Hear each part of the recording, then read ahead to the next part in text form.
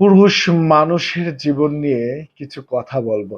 প্রত্যেকটা কথা আপনাদের ভালো লাগবে ইনশাআল্লাহ। স্কিপ না করে আমার কথাগুলো একবার শুনে যাবেন। পুরুষ মানুষের জীবন। গাধাকে সৃষ্টি করার পর তাকে বলা হলো সকাল থেকে সন্ধ্যা পর্যন্ত তাকে ক্লান্তিহীন পরিশ্রম করতে হবে।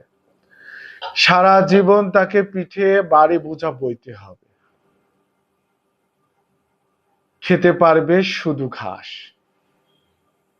আর তার মাথায় কোনো বুদ্ধি থাকবে না। তার আয়ু হবে 50 বছর। গাধা করজোড়ে সৃষ্টিকর্তাকে বলল, আমি এত বছর বাঁচতে চাই না, আমাকে 20 বছর আয়ু দেওয়া হোক। সৃষ্টিকর্তা সেটাই মঞ্জুর করলেন। কুকুরকে যখন সৃষ্টি করা হলো তখন তাকে বলা হলো সে হবে মানুষের সবচেয়ে বন্ধু, কিন্তু সে খাবে মানুষের উচ্ছিষ্ট এবং তার আয়ু 30 বছর। কুকুর সৃষ্টিকর্তাকে বলল, আমি এত বছর বাঁচতে চাই না, আমাকে 15 বছর আয়ু দেওয়া হোক। সেটাই মঞ্জুর করা হলো।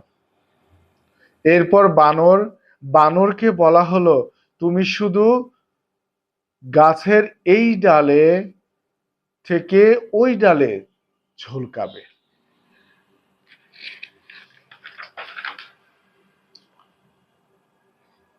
এবং নানা রকম ফন্দি ফিকির করে মানুষকে আনন্দ দিবে। তোমার আয়ু হবে 20 বছর। বানর বলল, আমি 20 বছর বাঁচতে চাই না, আমাকে 10 বছর দেওয়া হোক। সেটাই মঞ্জুর করা হলো। এবার এলো পুরুষ মানুষের পালা। তাকে বলা হলো, তুমি হলে প্রাণীকুলের মধ্যে সবচেয়ে বিচক্ষণ এবং বুদ্ধিমান, সেই জন্য তোমাকে প্রাণীদের শিরোমণি করা হলো এবং তোমার আয়ু হবে 20 বছর। এখন পুরুষ মানুষ বলল, করজোড়ে বলল সৃষ্টিকর্তাকে, 20 বছর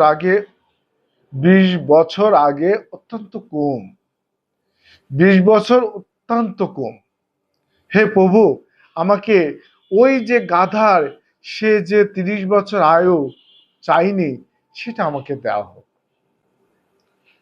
ওই যে কুকুর 15 বছর ফিরিয়ে দিয়েছিল সেটাও আমাকে দেওয়া হোক। আর যে বানর 10 বছর নেয়নি সেটাও আমাকে দেয়া হোক।